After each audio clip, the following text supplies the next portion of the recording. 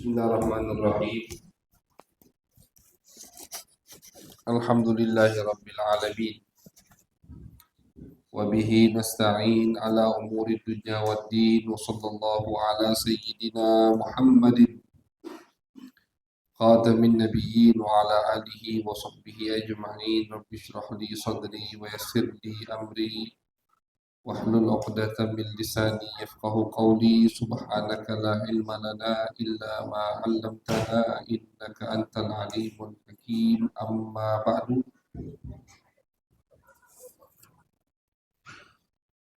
وبسند المتصل إلى المؤلف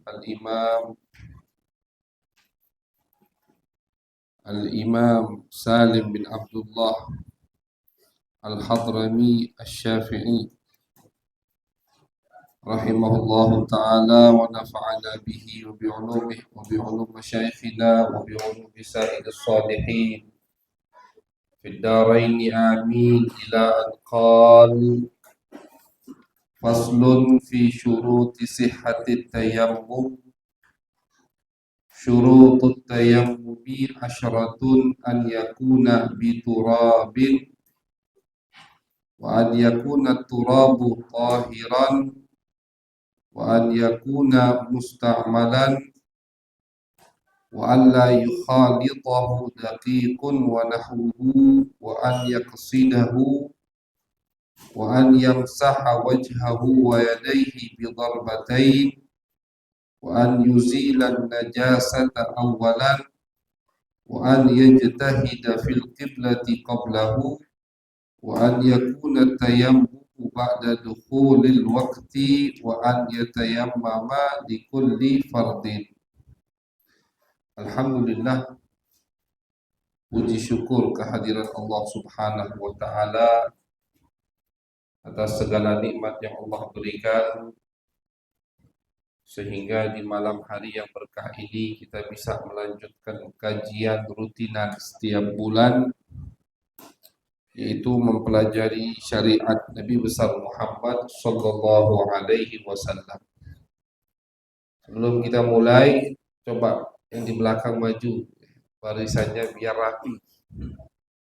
Kalau barisan depan kosong itu nanti yang isi bukan manusia. Kalau yang isi malaikat tidak apa-apa. Kalau yang isi selain malaikat, nah jadi kita wajib kita tolong. Biar yang datang langsung isi yang di belakang. Karena seperti itu majelisnya Nabi besar Muhammad sallallahu alaihi wasallam. Nabi kalau duduk dengan sahabat itu yang diisi barisan depan dulu. Kita ini kan umat Nabi Muhammad. Majelis kita ini kita nisbatkan kepada Nabi Muhammad. Maka cara majelisnya juga harus ikut majelis Nabi Muhammad. Tak boleh kita samakan dengan kita nongkrong di posko atau nongkrong tempat lain. Harus kita depankan adab kita, bukan adab buat siapa-siapa, adab buat sahibul majlis, yaitu baginda Nabi besar Muhammad sallallahu alaihi wasallam. Jadi kalau majelis Nabi itu sahabat ngisi barisan yang paling depan dulu. Jangan malu-malu. Malu itu lagi makan, nah malu. Kalau lagi belajar itu tidak boleh malu. Harus tambeng. Itulah bakal orang yang paling banyak mendapatkan ilmu. Harus di depan. Jangan minder. Apa nak minder?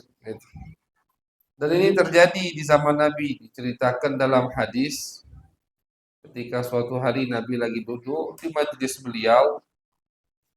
Ada 3 orang datang. Yang pertama tadi nyari tempat yang kosong di depan. Dapat duduk dia di depan. Yang kedua tadi malu. Duduklah dia di paling belakang padahal di depan masih kosong. Yang ketiga lihat dan jadi masuk. Cuma noleh baik. Apa kata Nabi? Kata Nabi setelah majelis selesai. Ini perumpamaan Allah terhadap mereka. Yang pertama tadi semangat mencari posisi di depan. Pengen duduk di depan, artinya apa? Pengen mendengar syariat Allah, syariat Nabi Muhammad. Akhirnya dibalas sama Allah, Allah pun semangat. Allah juga cepat untuk menerima hamba tadi. Jadi al-jaza min jinsil amal. Balasan itu tergantung amal yang kita lakukan. Ketika yang pertama tadi semangat untuk mendengar syariat Allah, cari duduk di depan, akhirnya sama Allah, Allah juga cepat menerima dan mengangkat hamba tadi agar dekat dengan Allah. Yang kedua kata Nabi malu-malu, Allah juga malu-malu akhirnya. Bukannya Allah malu, tapi Allah juga akhirnya sungkan. Karena yang pertama tadi sungkan. Yang ketiga tadi berpaling, Allah juga berpaling dari orang tersebut. Itu perumpamaan dari Nabi Muhammad SAW. Nah, jadi kita biasakan kalau kita hadir di majelis taklim, ada tempat di depan yang kosong, cepat-cepat kita isi, mengharapkan keberkahan dari Allah Subhanahu wa taala. Amin ya rabbal alamin. Ma'asyiral hadirin wal hadirat, lanjutan kajian kita yaitu yang mana kita malam hari ini berada di bab yang menyebutkan tentang syarat-syarat sahnya tayammum. Syurut sihhatit tayammum. Syarat-syarat sahnya tayammum. Di pertemuan kemarin atau yang terakhir kemarin sudah kita bahaskan, sebutkan apa sebab dibolehkannya orang bertayamum. Juga sudah kita sebutkan tayamum itu termasuk khususiyah kelebihan umat Nabi besar Muhammad sallallahu alaihi wasallam. Nah, sekarang syarat sahnya tayamum. Syurutut tayammumi asyaratun. Syarat sahnya tayamum itu ada 10. Yang pertama, an yakuna biturabin. Tayamum itu harus dengan debu. Selain debu, maka tidak sah tayamum orang tersebut. Dia tayamum dari gandum misalkan. Tidak sah. Walaupun gandumnya tadi persis dengan debu. Saking tidak kelihatannya, tidak sah. Harus dengan debu. Khalisin, debunya tadi murni debu, tidak ada campuran-campuran yang lain, debu dari tanah. Harus menggunakan debu dari tanah. Karena itu yang disebutkan oleh Nabi besar Muhammad sallallahu alaihi wasallam. Wa ju'ilat liyal ard wa ju'ilat li turbatuha tahiran. Kata Nabi dalam salah satu hadis beliau, termasuk kelebihan yang Allah berikan kepada kita, tanah kita ini Allah jadikan suci untuk kita. Artinya suci untuk kita sholat dimanapun boleh, dan suci untuk kita menjadikan tanah ini salah satu cara kita bersuci agar diperbolehkan kita sholat. Jadi syarat pertama harus menggunakan debu. Yang tidak pakai debu berarti tayamumnya tidak sah. Wa an yakuna turabu tahiran. Kemudian syarat berikutnya, debunya tadi harus debu yang suci.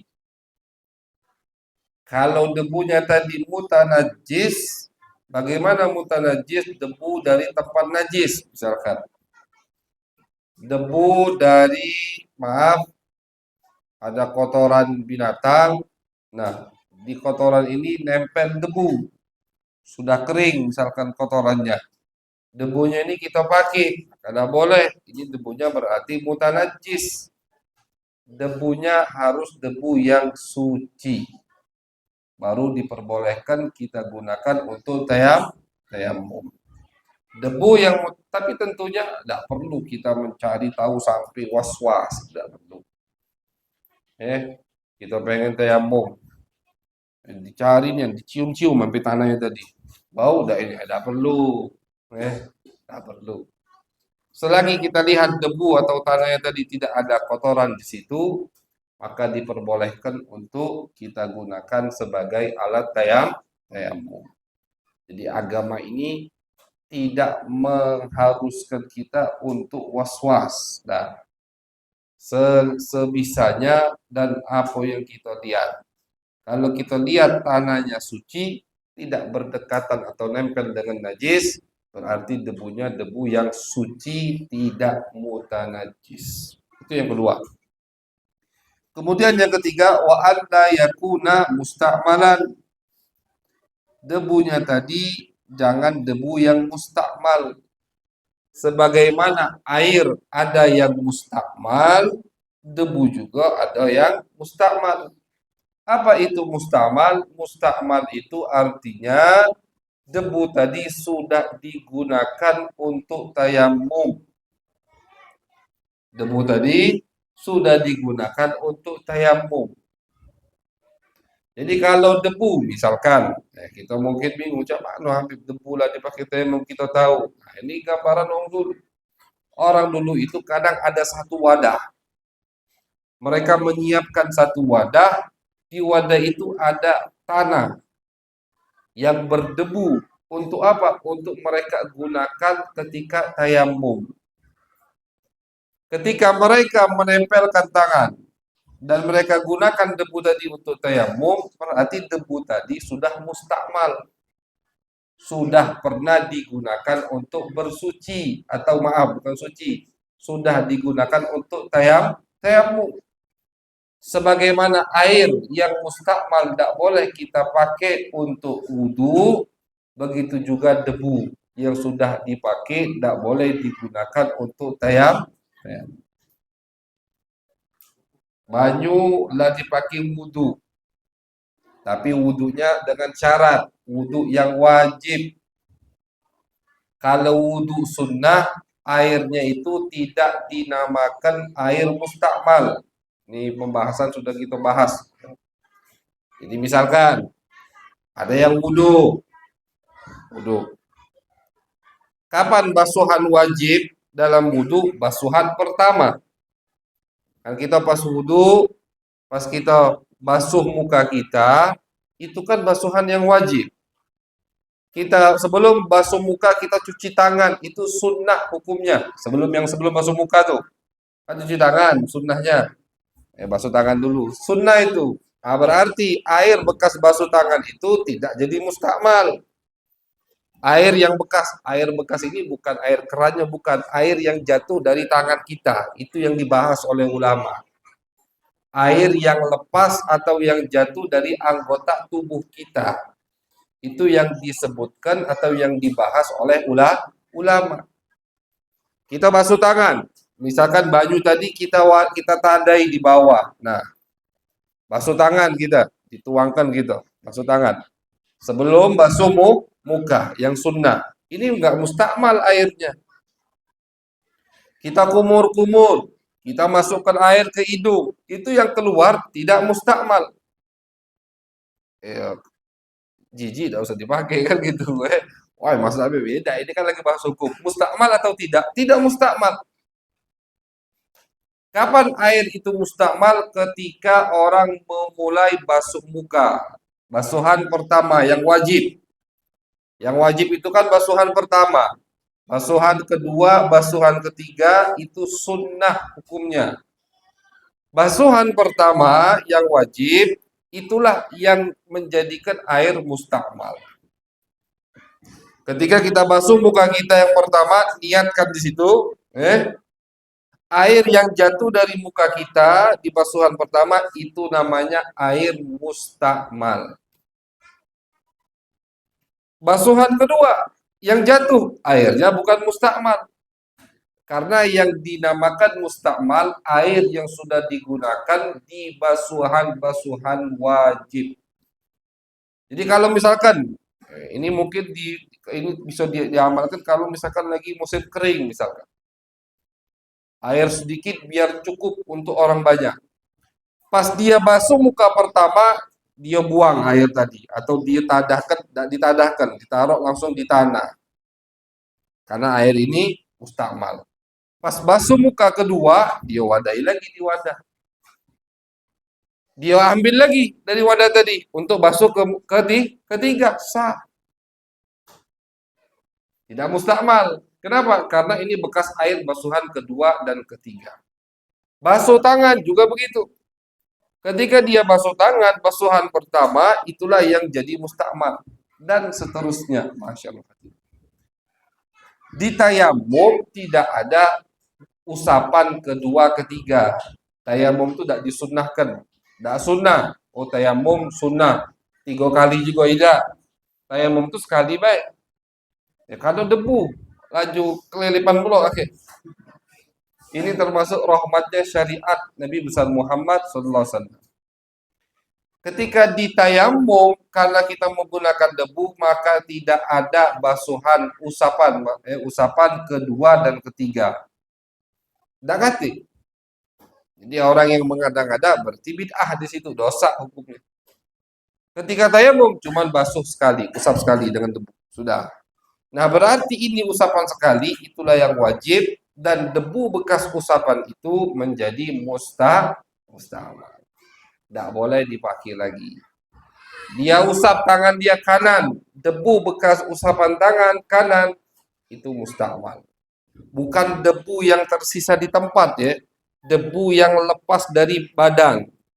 Bukan debu yang tersisa di tempat, tapi debu yang jatuh dari tangan kita, itulah yang jadi musta'mal. Tidak boleh digunakan lagi. Itu yang ketiga.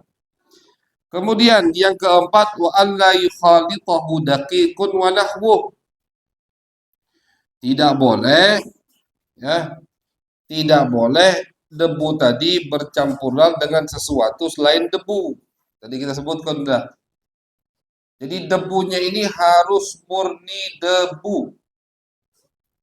Tidak boleh debu ini bercampuran dengan gandum, campuran dengan semen misalkan, bercampuran dengan apa lagi, macam-macam lah pokoknya. Tidak boleh. Harus debu murni. Itu yang digunakan untuk tayamum. Berarti kalau dia pakai debu campuran, maka tayamumnya tadi tidak sah. Karena tidak dianggap debunya oleh syariat Nabi besar Muhammad Sallallahu Alaihi Wasallam. Itu yang keempat. Yang kelima, wa an yaqsidahu. Harus dia niatkan.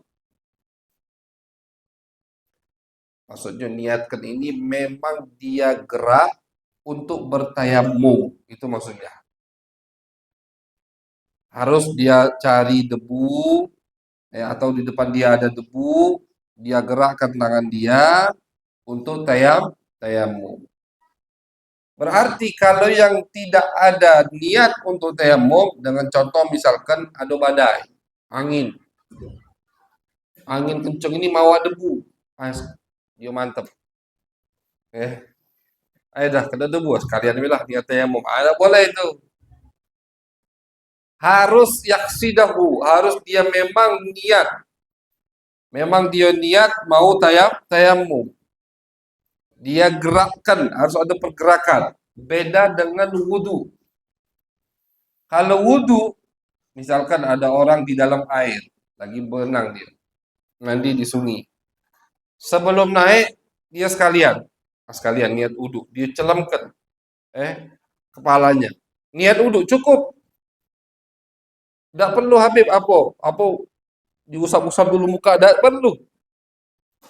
Ketika orang nyelam ke sungai, niat dia wudu, walaupun jalan cuma sedetik, langsung bangun lagi, udah cukup untuk dia bersuci, tidak perlu wudu lagi, udah sah wudunya.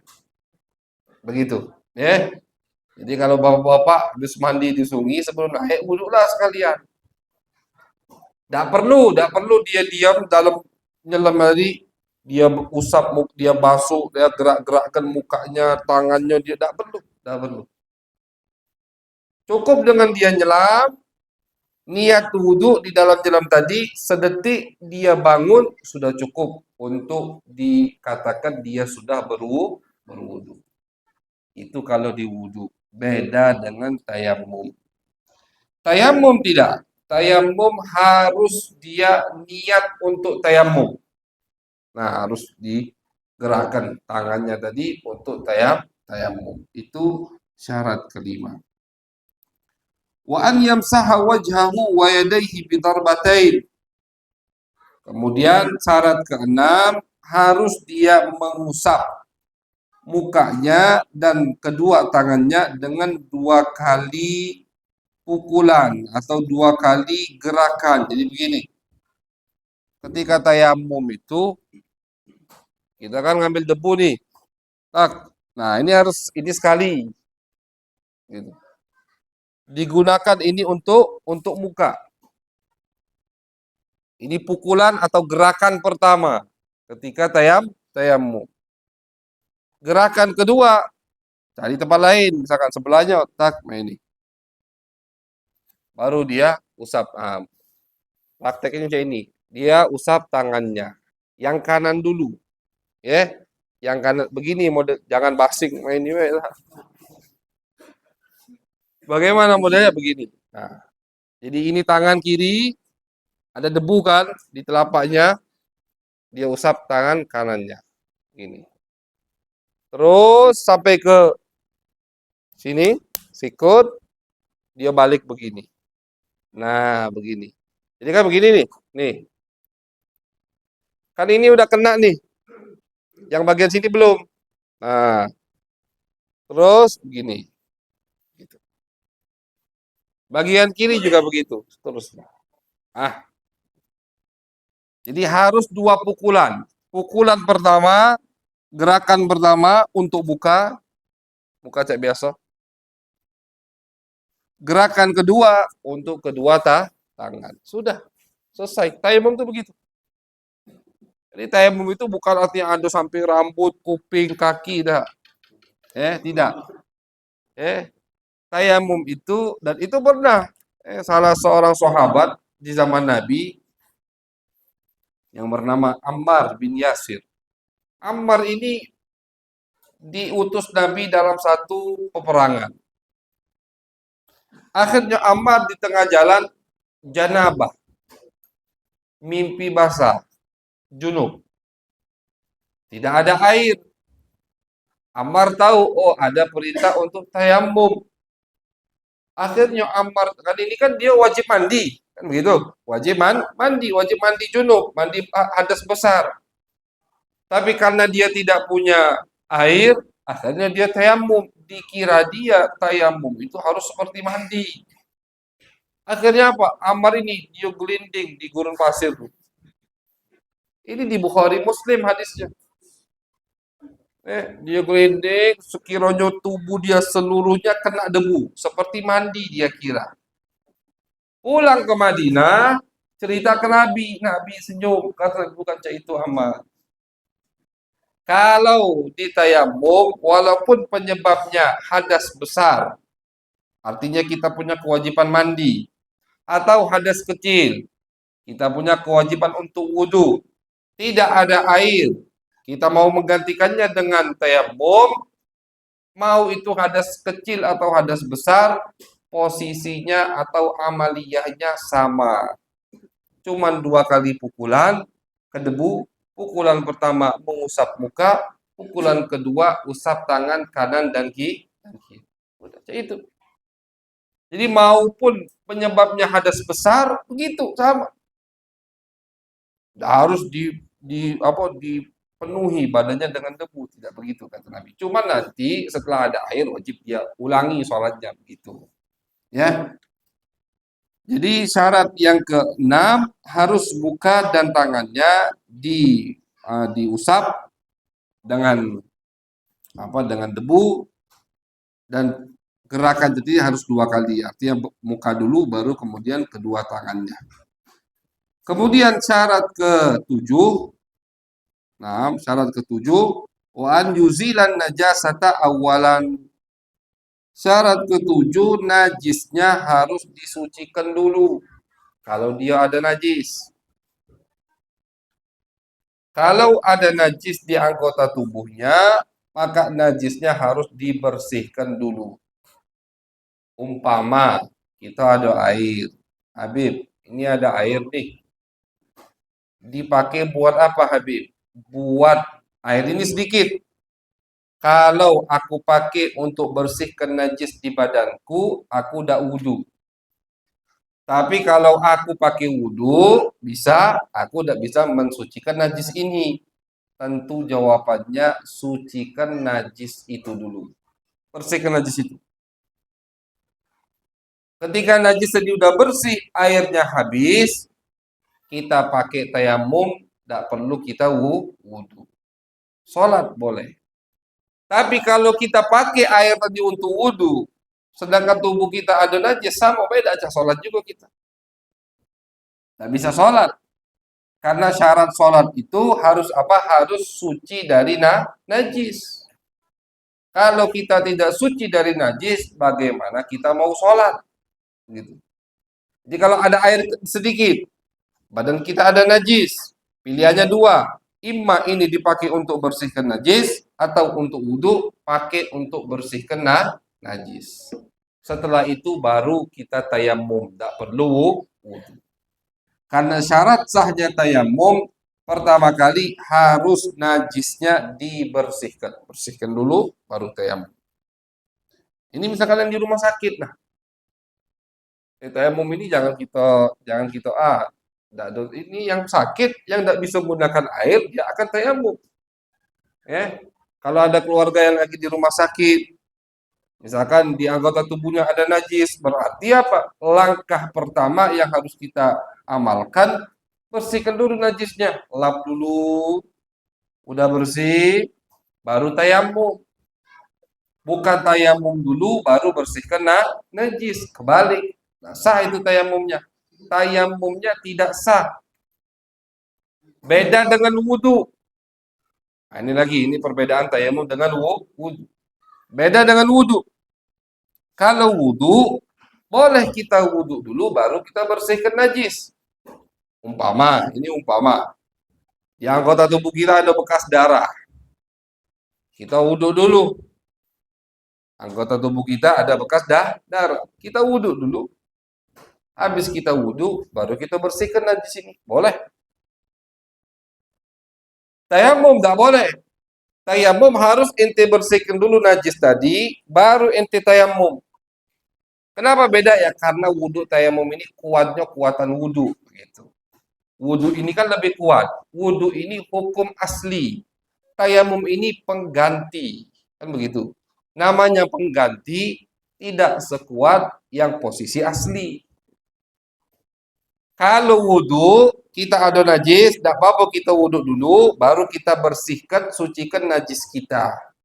Beda dengan tayamum. Tayamum harus bersihkan dulu najisnya, baru kita tayamum. Begitu, ya, biar sah tayamumnya. Kemudian syarat yang ke-8, yang ke-9, yang ke-8 itu wa an yajtahida fil qiblati qablahu. Sebelum tayamum harus kita sudah tahu arah kiblat kemana. Jadi karena tayamum biasanya digunakan untuk orang yang sedang musafir di tengah perjalanan, berarti sebelum dia tayamum harus sudah tahu dulu. Berarti tahapannya itu apa? Tahapannya itu dia harus cari kiblat dulu. Ketika dia belum tahu arah kiblat kemana, tidak sah dia tayamum. Cari tahu dulu arah kiblat kemana. Kalau sekarang alhamdulillah ada HP, semua ada di situ, kan itu. Cari. Oh, udah jelas arah kiblat situ, baru tayamum. Ada najis enggak di badan? Ada najis, bersihkan dulu sebisanya. Bersih najis, baru tayamum. Begitu. Jadi orang yang belum tahu arah kiblat, dia tayamum dulu, berarti tayamumnya tidak sah. Harus tahu arah kiblat dulu. Kemudian yang ke-9, wa an yakuna tayammumu ba'da dukhulil waqti. Tayamum ini harus setelah masuknya waktu. Kita nak tayamum salat apa misalkan? Salat Isya. Berarti harus azan Isya dulu, baru kita tayamum.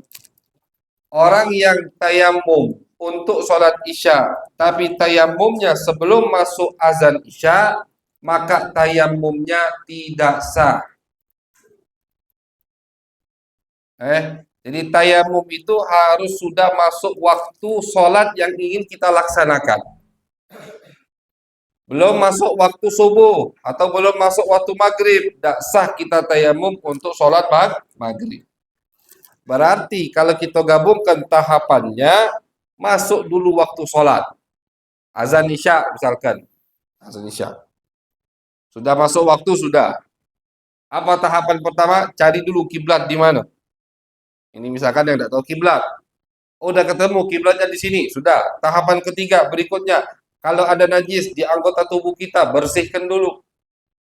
Sudah bersih. Tahapan ketiga. Baru yang keempat, kita tayamum. Jadi tidak bisa. Oh, kalau wudhu kan tidak. Kalau wudhu bebas, kita kapan, misalkan kita wudhu sekarang, tidak batal, sampai besok masuk waktu subuh, kita sholat subuh dengan wudhu yang sekarang, tidak masalah. Tapi kalau tayamum tidak. Syarat berikutnya, ini nyambung, wa an yatayammam likulli fardin. Tayamum ini harus untuk setiap fardu. Artinya, kalau tayamum tadi udah dipakai sekali sholat wajib, hangus tayamum ini. Tidak bisa dipakai lagi untuk sholat wajib. Itu tayamum. Kita udah tayamum, masuk waktu isya. Kita tayamum. Kita sholat isya. Maka tayamum ini yang udah kita pakai untuk sholat isya, tidak bisa kita gunakan untuk sholat subuh. Selain sholat wajib, bebas. Kita pengen qiyamul lail, pengen sholat witir, pengen sholat tahajud, pengen beratus-ratus rakaat, silahkan. Tapi kalau untuk sholat fardu itu harus satu tayamum, satu sholat. Ngerti ya? Nah, jadi misalkan ada orang yang mau jamak, dia lagi musafir tengah perjalanan, pengen jamak takdim, pengen dia majukan sholat isya dilaksanakan di waktu sholat maghrib, itu kan boleh jamak. Tidak ada air, dia mau tayamum, berarti tayamumnya harus 2 kali. Paham? Tayamumnya harus dua kali. Kenapa harus 2 kali? Karena satu tayamum hanya untuk satu fardu. Dia tayamum, dia sholat maghrib. Salam dari sholat maghrib, tayamum lagi untuk sholat isya. Begitu. Kaidahnya begitu pokoknya. Satu tayamum untuk satu wajib, untuk satu fardu. Tapi kalau untuk sunnah, bebas. Tidak ada batasan. Udah dipakai untuk sholat isya, tayamum itu. Dia pengen sholat tahajud 100 rakaat, silahkan. Tidak perlu tiap 2 rakaat tayamum, tidak perlu. Begitu. Jelas insyaallah. Nah, jadi tayamum tadi selain harus dilakukan setelah masuk waktu sholat yang ingin dia laksanakan dengan tayamum tersebut, kemudian syarat yang terakhir, tayamum harus dilaksanakan kapan? Ketika kita harus dilaksanakan satu tayamum untuk satu fardu. Satu tayamum untuk satu fardu. Untuk satu sholat wajib. Berarti kalau ada orang yang mau qada sholat, misalkan, dia tinggalkan sholat seharian kemarin, misalkan, dia pengen qada sholat, berarti harus 5 kali tayamum. 5 kali sholat fardu. Begitu, 5 kali tayamum. Nah, itu masyaallah hadirin 10 syarat sahnya tayamum yang barusan kita sebutkan. Insya Allah jelas. Kalau ada yang kurang jelas, silahkan nanti di akhir kajian kita ada sesi soal jawab. Kalau ada yang kurang jelas, silahkan dicatat nanti atau nanya langsung, kita jawab insya Allah. Kemudian kajian kita berikutnya yaitu kajian kitab tasawuf karangan daripada Al-Habib Abdullah bin Alawi Al-Haddad, yaitu yang berjudul kitabnya Kitabul Hikam. Kitabnya Kitabul Hikam. Qala Al-Habib Abdullah bin Alawi Al-Haddad rahimahullahu ta'ala wa nafa'ana bihi wa bi'ulumihi wa bi'ulum masyayikhina wa bi'ulum sa'irus salihin في الدارين آمين إلى أن قال وقال رضي الله تعالى عنه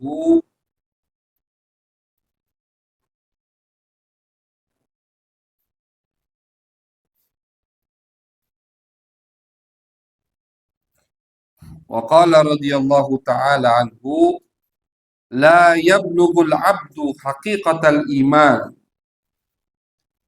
hatta yajida fi muamalatil haqqi ma yajidu ahlu syahwat fi syahwatihim minal ladzati wal halawah. Habib Abdullah Al-Haddad, beliau mengatakan, ini di dalam kitab beliau yang berjudul Kitabul Hikam. Kata Habib Abdullah Al-Haddad, la yablughul abdu, seorang hamba yang merasa dirinya hamba. Karena orang zaman sekarang ini, kita sekarang ini kadang tidak merasa kita ini hamba. Sehingga kita melakukan apa yang dilakukan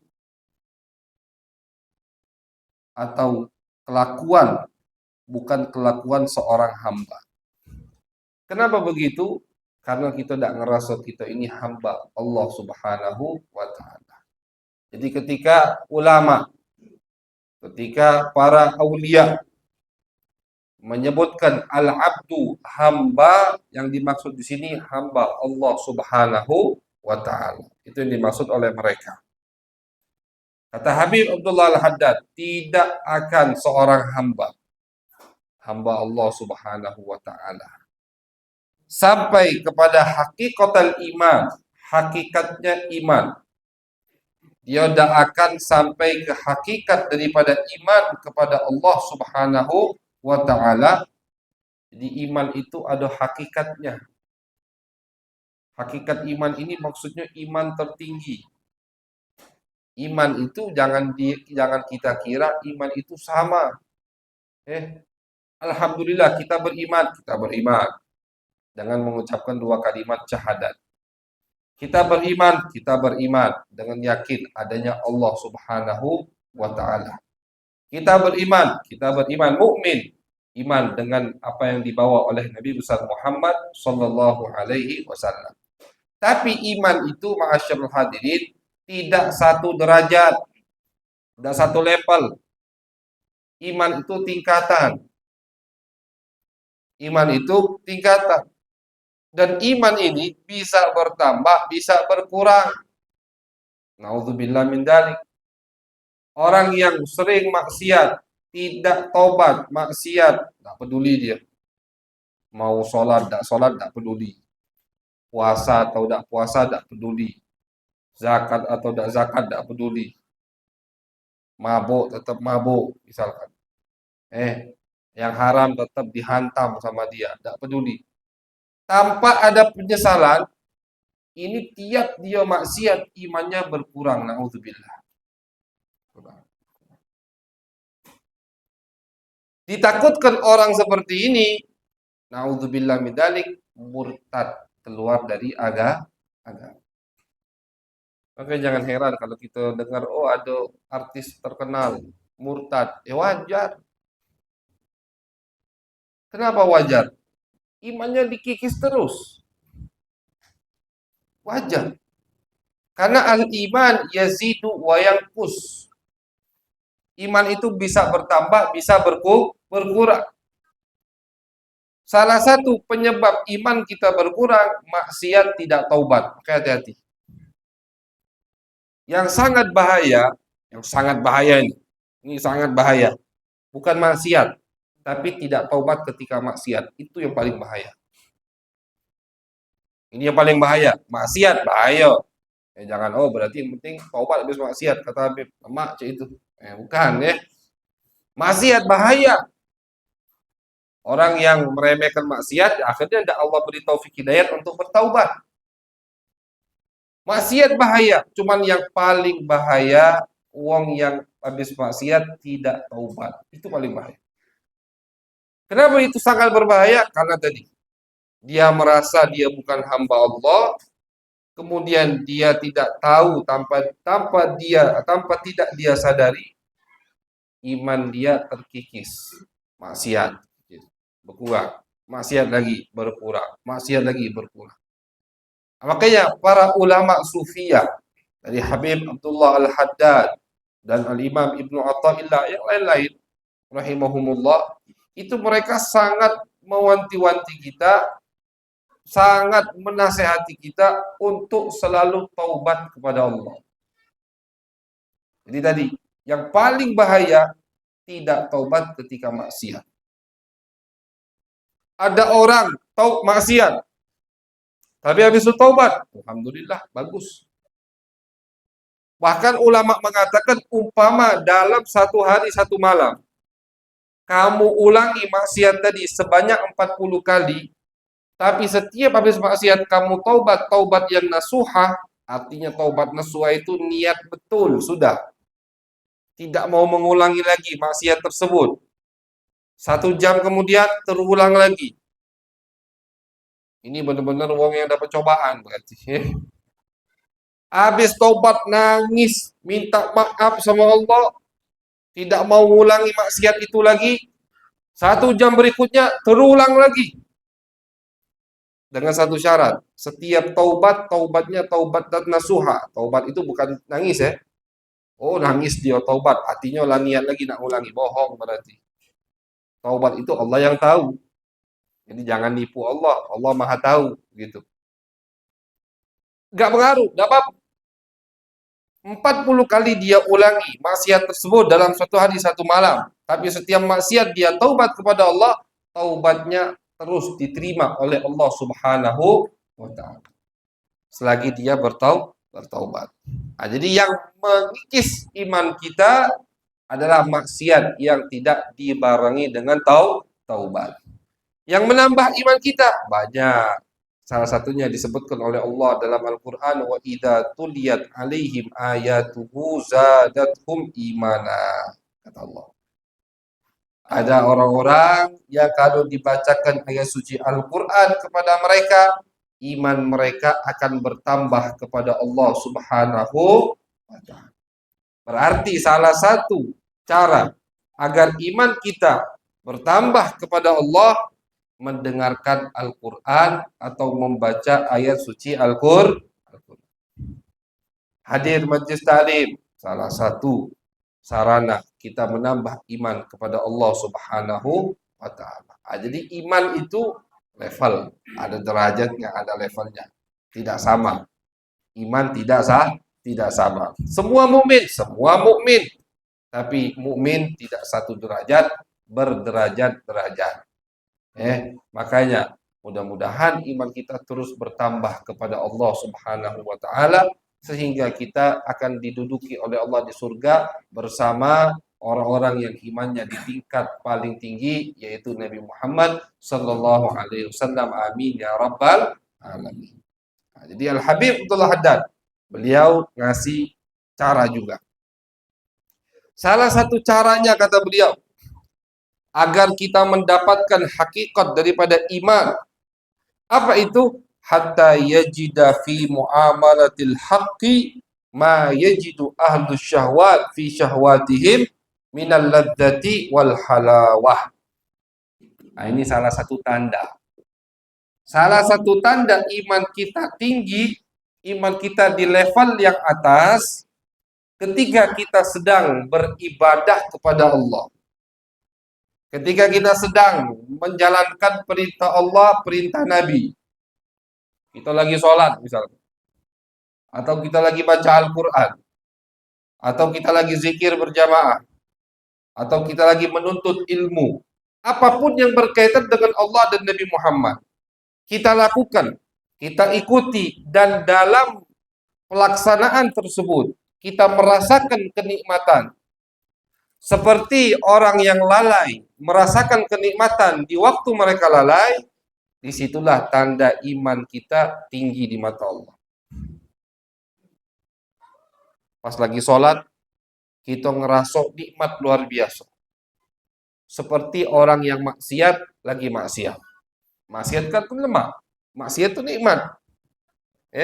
Tidak ada maksiat yang tidak nikmat. Carilah maksiat coba. Semua enak maksiat itu.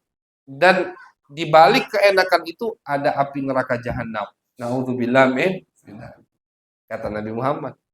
huffatil jannatu bil makarih wa huffatin naru bisyahawat.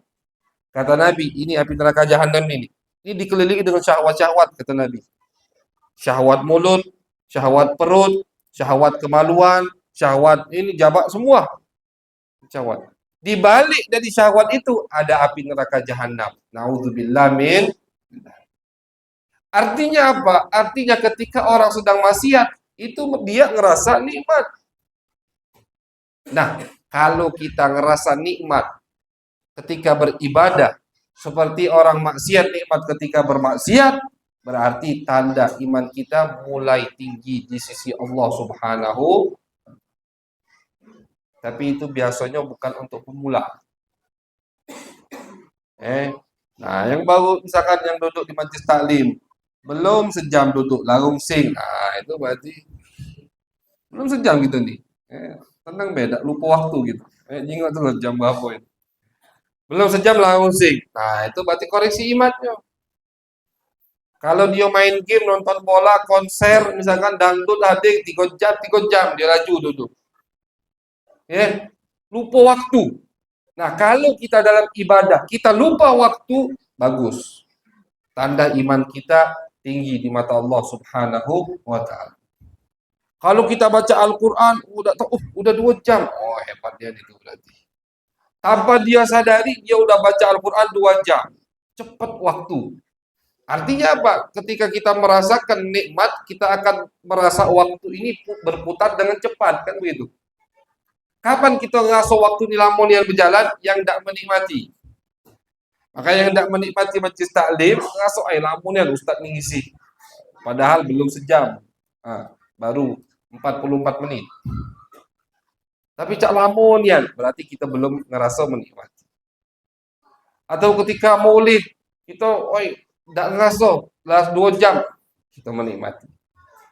Pokoknya kata Habib Abdullah Al-Haddad, salah satu tanda iman kita tinggi di mata Allah, kita udah sampai ke hakikat iman ketika kita di tempat baik, merasa kenikmatan seperti orang yang tidak baik merasakan kenikmatan ketika mereka sedang bermaksiat. Itu beda patokannya. Tidak panjang lebar. Kalau kita merasakan kenikmatan di tempat baik, lupa dengan waktu, lupa dengan segalanya, seperti yang dirasakan oleh para aulia ketika mereka beribadah, wah itu luar biasa. Para aulia itu ada yang kalau udah sholat, lupa waktu. Urwah bin Zubair, ada seorang tabi'in, cucu daripada Sayyidina Abu Bakar As-Siddiq. Ini beliau kakinya mau tidak mau harus dipotong. Kata beliau, kalian potong kakiku nanti pas aku lagi sholat. Sholat beliau. Ketika di posisi tasyahud, kakinya udah bisa dipotong sama keluarganya, sama dokter. Dulu tidak ada bius dulu. Tidak sadar, tetap sholat. Ini kakinya habis dipotong. Darahnya keluar, tidak gerak sedikit pun. Kenapa? Ini. Udah ngerasakan hakikat iman yang luar biasa. Rasa sakit hilang. Oh, ada iya Habib. Nah, jangan tidak percaya. Kalau kita tidak ngerasakan, kita tidak percaya. Itu alangkah cetek otak kita berarti. Dia percaya apa yang dia lihat. Ya. Berarti banyak yang tidak kamu percayai. Karena banyak yang belum kamu lihat. Kan gitu. Mereka itu, Urwah bin Zubair, tidak merasakan kakinya dipotong pas dia lagi sholat. Ketika beliau salam, Assalamualaikum, langsung pingsan. Mulai ngerasa sakit, mulai ngerasa darahnya banyak keluar, pusing macam-macam, pingsan langsung. Kapan dia pingsan? Habis sholat. Artinya apa? Merasakan kelezatan yang luar biasa ketika sedang beribadah. Al-Imam Ali Zainul Abidin, cucu Nabi besar Muhammad SAW, juga begitu. Lagi sholat, rumahnya kebakaran. Zaman sekarang jangankan rumahnya kebakaran, bau gosong dikit batal sholat langsung. Oh, bau gosong. Ini rumahnya kebakaran. Tak sadar beliau sholat tetap.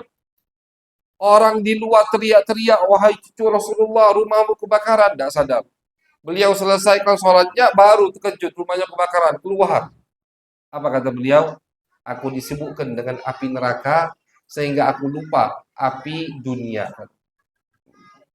Ya. Ada ulama lain, anaknya yang cerita, kami dulu pas kecil, itu kami di rumah tidak berani berisik, tidak berani ribut. Ada ayah, ada abah. Tapi ketika orang tua kami, ayah kami, sholat, di situ kami teriak-teriak. Kebalikan. Kalau kita sekarang kan lagi sholat, ada yang ribut, kita udah khusyuk kan itu. Kalau mau dulu tidak. Ketika mereka takbir, mereka tidak sadar lagi apa yang terjadi di rumah mereka.